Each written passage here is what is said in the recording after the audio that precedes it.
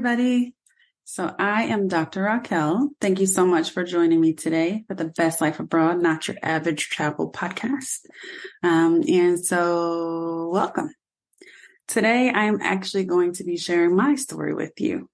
So if you remember, I'm not even going to say if you listen, because I know that you did.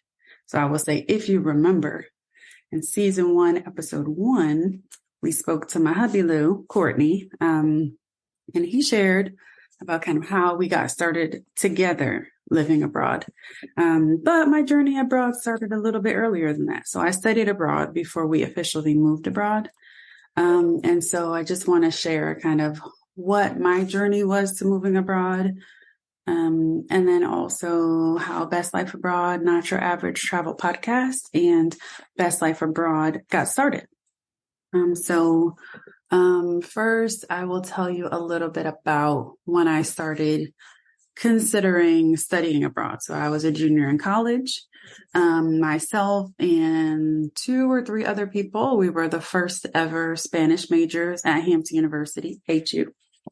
There were 2 options for us. So I couldn't even tell you what the other option was because I wasn't doing that. But the option that I selected was to study abroad. And so there had to be like some language immersion that we were required to do for our major.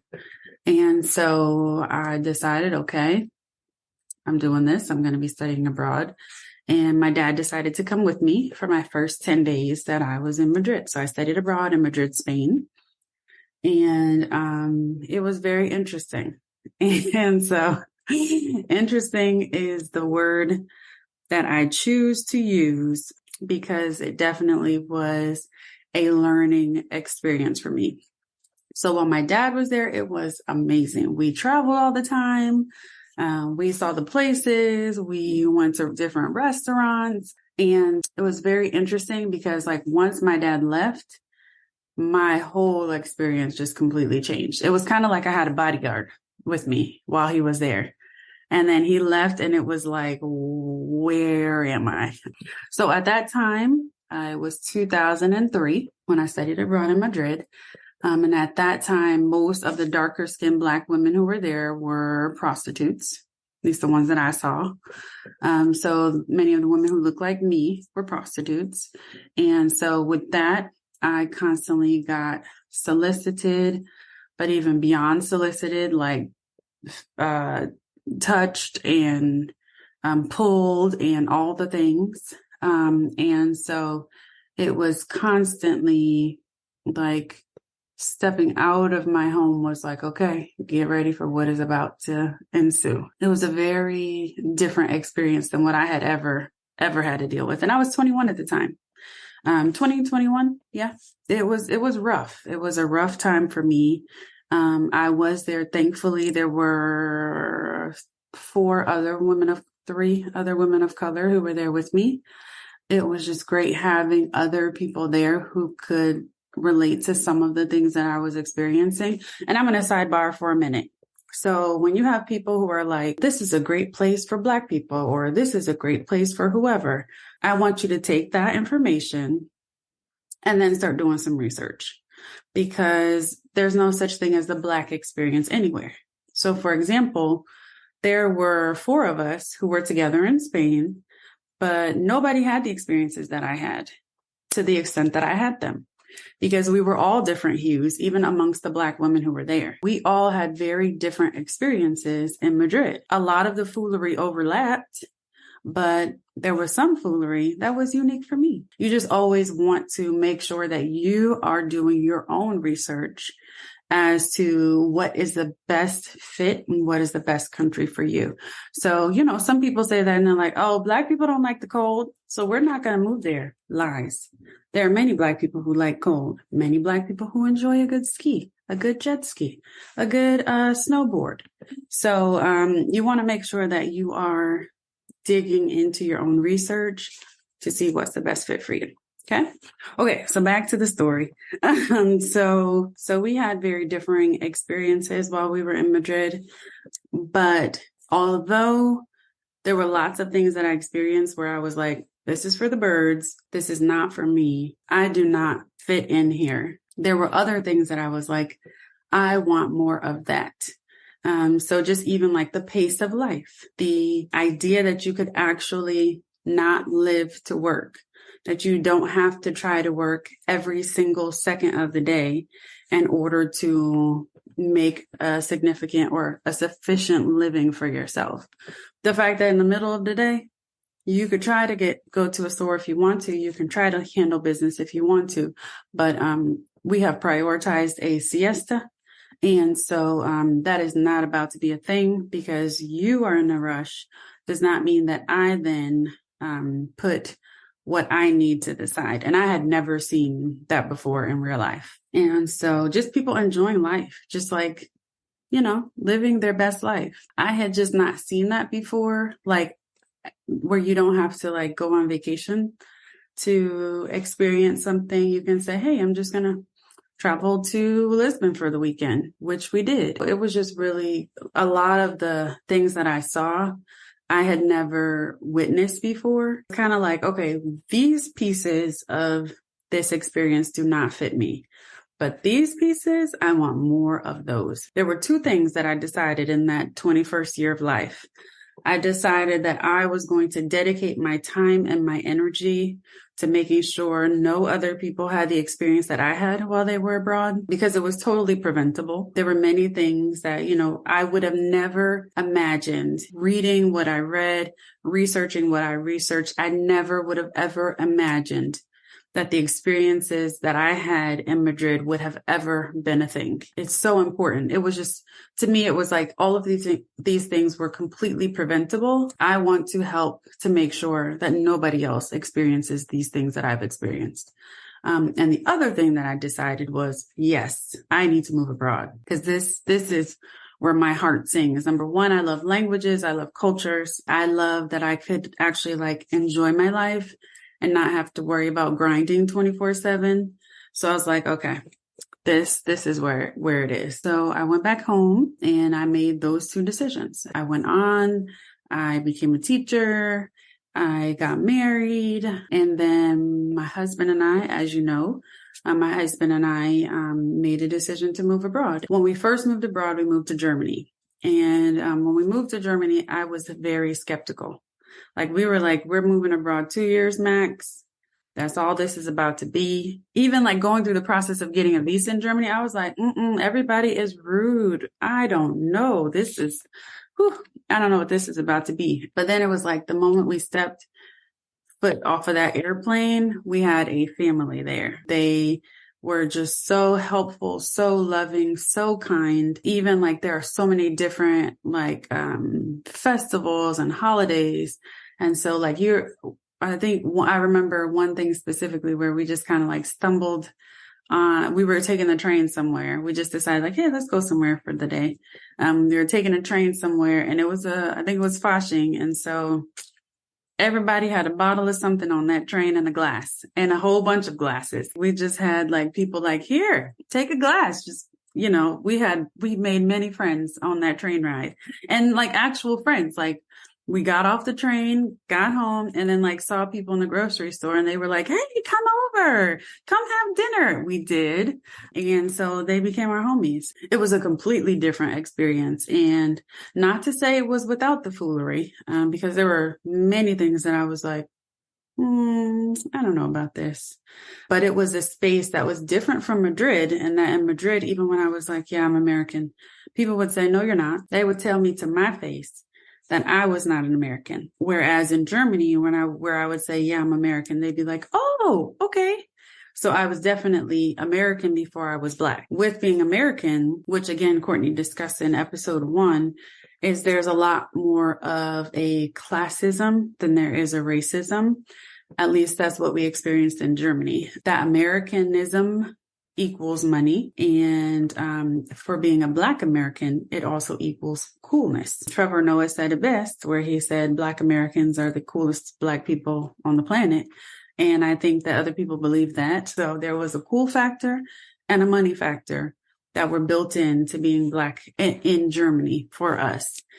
And we leaned all up into that thing because it made my experience very different there than it was in Spain, where they were like, no, you're not. It's not possible. So yeah, it was a different experience as far as like language. I spoke Spanish. I had studied Spanish for years and years, and still it was not really helpful in the things that I experienced while I was there. It was helpful in my ability to communicate to people who actually were like administrators for my program that I was studying in, or professors.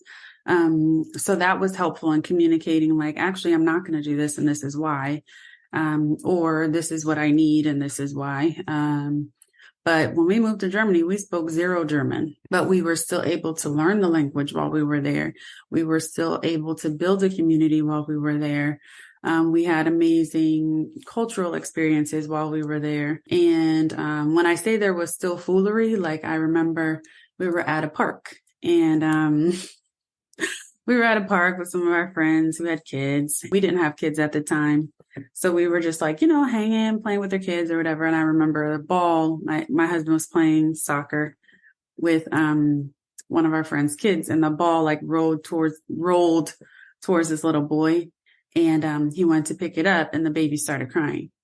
And then the mom picked up the baby in German. She goes, I know, it's a big black man. It's okay. I know. Things like that, where it's like, really, girl? Is that really what we say when we don't have any filter? She was very unbothered, and she was just going to say what she wanted to say. It's not to say that if you move anywhere that you will not have to experience like difficult situations, especially as a person of color moving somewhere. But for me, the trade-off was much better than what it was here. I felt safe while I was living in Germany. I felt safe while I was living in Belgium. I did not feel safe while I was in Spain. So, it's important for you to figure out what are those things that you value and what are those things that you need in order to feel safe and secure in the space that you're in, whether that be the United States or whether that be somewhere abroad. While I was in Germany, I was a teacher. I taught at several universities there. I taught English for business. I taught technical English. I taught English for law. What else did I do while I was there? I taught Spanish while I was there. I taught Spanish and German. Now that was an experience. It was great. I really had a great time. It was amazing that like my kids were just attentive and they did everything you asked them. And I was like there was one course that I taught, and I didn't know until midway through the semester that they actually didn't get a final like exam at the end. So typically, how it worked in Germany is that with education within university systems, specifically languages, like you don't have tests throughout the academic year. You have one final exam at the end of the year. My manager just forgot to tell me that there was no test at the end of the year. And I was like, so wait a minute, I have like 100% attendance every class period, and these children do not have an exam to take at the end. They're just coming every day because they're supposed to. And he was like, yes, why would they not? And which is very German for him to say that, but anywho. And so it was just like, wow, that is not a thing. It was really a great experience. We have relationships that we still have today. Like my child, like I've mentioned several times over the course of this season, my child is in German immersion, so we can speak to our German family and friends. That's it. And so from Germany, my husband retired from football, and I got offered a position in Belgium. And Belgium was very different. Like that's where we feel is like our home abroad, because Belgium was very different in that I remember going to my second interview for the position I ultimately got offered. And when I went, I got off the train. I took the train from Germany. Well, I flew from Germany to Brussels, took the train from Brussels into Antwerp. And I remember I got off the train and I was like, what is going on? So before I actually got the job offer, I was like, I'm not leaving Germany. Like, I love Germany.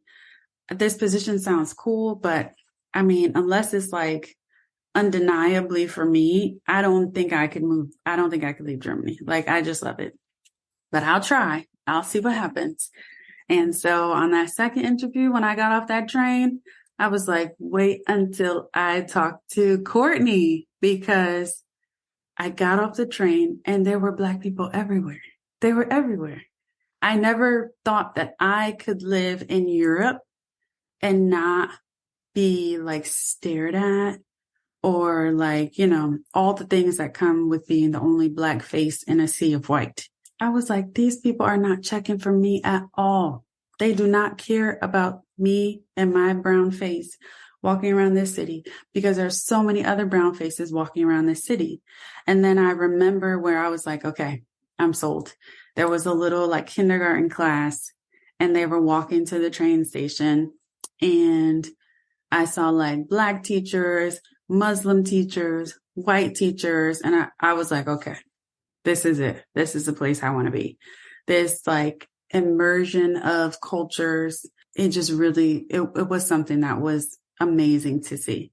And so I got the job offer. And with that role, I was actually more immersed in like things American, because I worked with American students versus like German students. And so I got to have a little bit more of like a taste of things American. I got to be more well-versed in like the kids are coming in like, oh, do you know about this? You know about that? It was a very different experience than from those that I had before that. And also my son was born in Belgium. So my first experience of being a mom was through the Belgian experience. And it was amazing. People in the US be like, but you're going to have your son in Belgium? Are you sure you want to do that? Like, are their hospitals okay? When I tell you, that thing was the bee's knees. Number one, was super cheap. Number two, I had an ID card. So, like your license, but let's say your license size passport. And you use that for like many things around the city. One of them being the hospital. So I would walk into the hospital, go to the little kiosk, put in my ID. It would print out a ticket that says, follow the yellow line to number 6.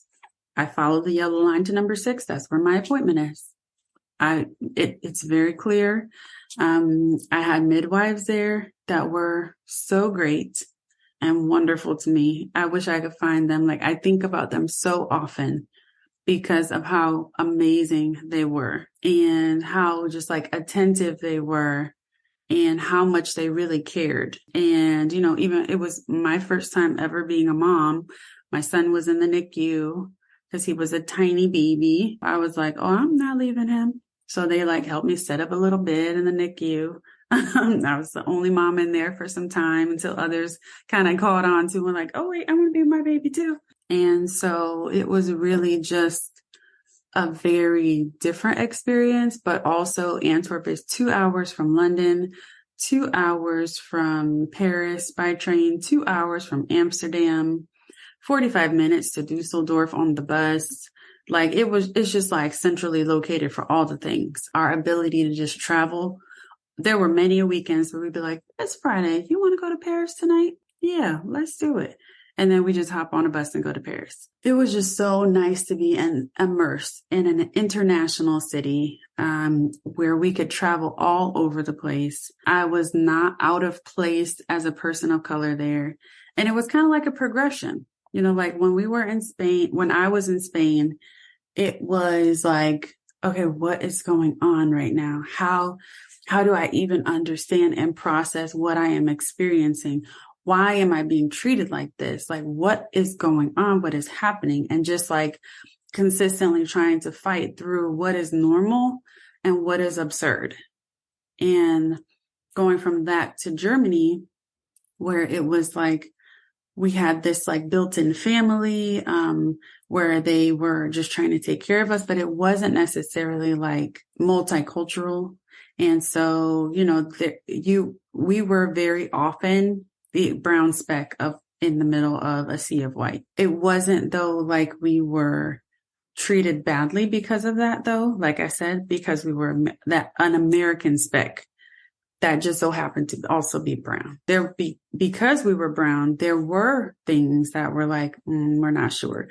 So like even when we were looking to get an apartment there, it was really difficult. We had to have our German friends pull all the strings. And that's the only reason why we found a place to stay. Because at some point they were like, y'all just stop looking, because nobody's going to give you an apartment. Like nobody's going to do it.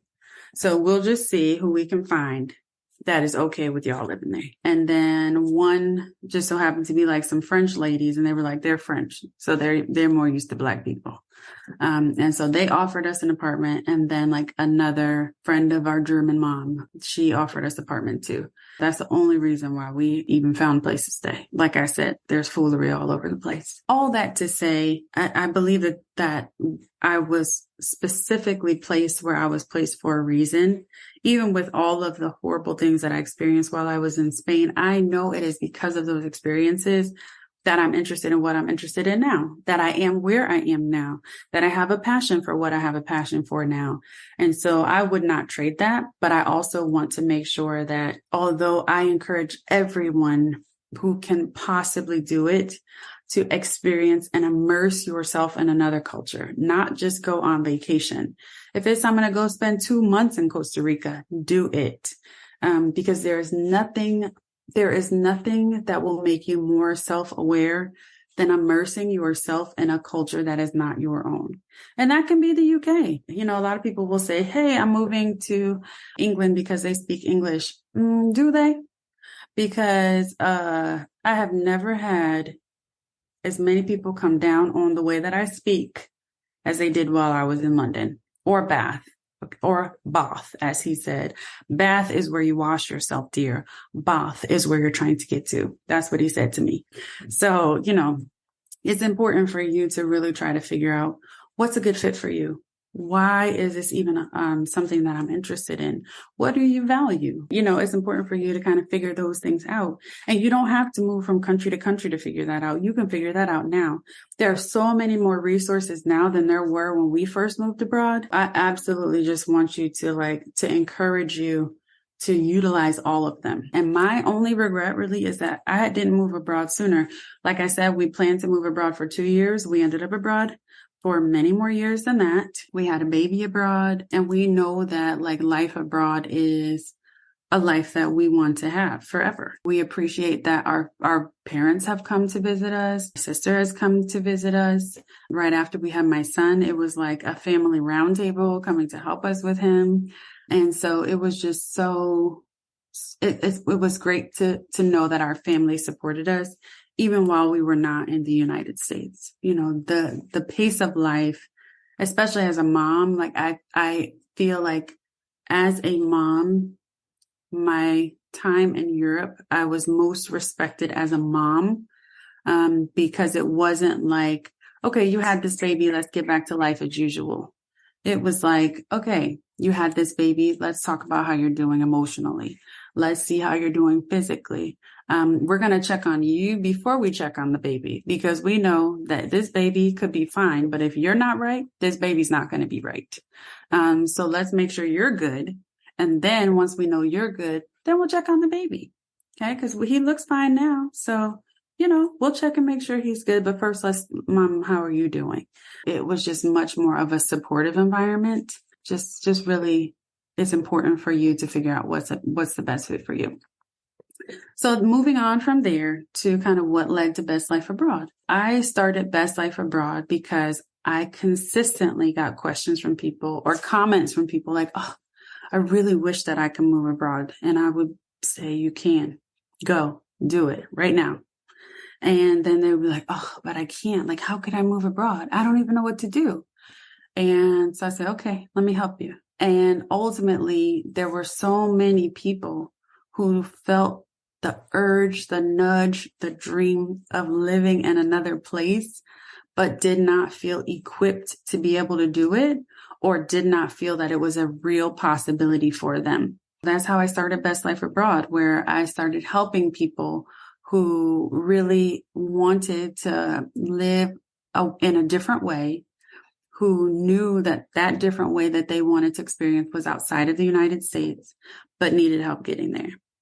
And then Best Life Abroad, Not Your Average Travel Podcast came about because I felt like more people needed to see people doing it. Like, this is not a new thing. Like, people have been living abroad, and specifically Black people have been living abroad for many, many, many, many years. Going abroad, moving abroad, leaving the US for many different reasons. That's not new.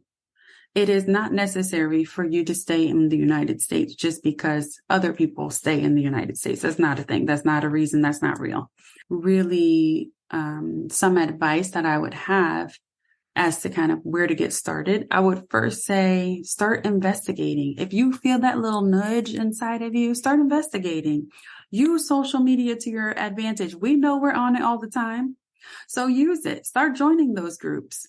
Start having your feed. Use that algorithm to help you figure out, okay, I think I might want to be in Honduras, or I might want to be in Dubai. So based on those, let me start joining some groups for both of those places, and then let this algorithm start bringing me more information about those places. Also, if you are thinking that you have this urge, but you keep trying to suppress it, do not suppress your guts, because you could be, even if life is good, you don't have to move abroad just because life is bad. My life was awesome in the US.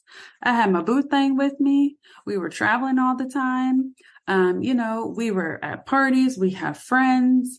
And so it wasn't like we were escaping something. It was just something that I initially felt like this is on my heart to do. And then my husband, once he got the little bug, he was on the move abroad train too. And so don't ignore your gut. As I mentioned, my only regret is that I did not do it sooner, because it was the move for me and it was the move for my family. And if you need inspiration on getting started, or like some tips on what you're supposed to do, if you're one of those people that's like, I don't know what I'm supposed to be doing. Well, one, I have blog posts that you can take a look at on my website, www.yourbestlifeabroad.com. Click on blogs on the top right corner. There are blogs on country considerations. So I give you some tips on how to identify which country you want to move to. There's information there for teachers. So I know that it's about to be the summer, teachers. I was a teacher too, in K-12 and in higher education. There's some information there if you're a teacher and you're like, I think I want to try something else. There is no time like the present. And so there's information there if you're a teacher, and resources, specific websites that you can check out if you are a teacher and you're interested in moving abroad.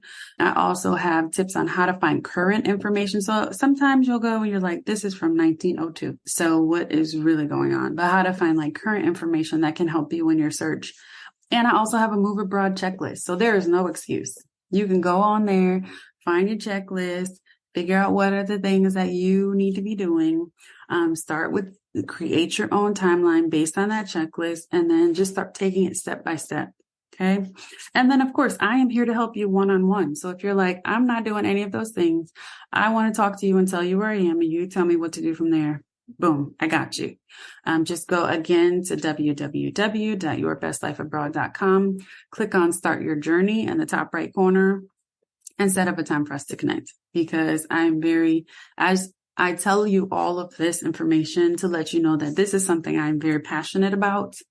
I am so passionate about you not living your life according to the status quo. That is one of the things I firmly believe in, that if you know that there's something out there for you that is different, that is maybe the road less traveled, but that is a better fit for you, then do it. If it's moving to Chicago, do it. If it's moving to China, do it. So, it's important for you to just really figure out what it is that might be best for you. And I'm absolutely willing to help you do that. I just want to thank you all so much for your time. I want to thank you for tuning into the Best Life Abroad podcast. We are going to take the next 3 weeks to build new content for you. So keep an eye out for season 2, which will be launching on May 29th. Again, this is the end. We are wrapping up season 1. So thank you for tuning in. Thank you for listening to the amazing people that I've been able to feature this season, listening to their stories. I hope you have gotten inspiration and motivation. I have myself. Just seeing how many people have pushed all odds aside, decided to persevere, decided to take the first step in order to be able to go and live the dream that they want to live. And you don't have to have it all figured out. You can just start with step 1. That's all you need to do. take the first step. If the first step is saying, I think I might want to live in a warm climate, pick your top 5 countries that you're thinking of moving to with a warm climate. That can be a first step. And then I can help you from there. If any of you are interested in moving abroad and you need some help, I'm absolutely here to support you. So again, www.yourbestlifeabroad for information on how to get started and make your move abroad a reality. I also want you to stay connected while we are building that new content for you. You can watch full YouTube videos of each podcast episode at Best Life Abroad and YouTube. You can find us on the gram at Your Best Life Abroad. You can tweet us at Best Life Abroad, and you can also check us out on Facebook at Best Life Abroad. So again, information, resources, set up a time to talk with me, www.yourbestlifeabroad.com. But I really, really just want to again say there is no time like now. If you are interested now, do it now. Do not wait 2, 5, 10, 15 years to make your dream a reality. If you have bills, if you have kids, all of these things, you can find the location that can help you pay off your bills quicker. You can find the location that can help you support your children better. Any situation that you're in, you can find a country that could be a good fit for you. And so I'm absolutely would love to help you do that. So thank you again for joining me today. As always, there is no time like the present to live your best life abroad. I am Dr. Raquel. Thanks for listening.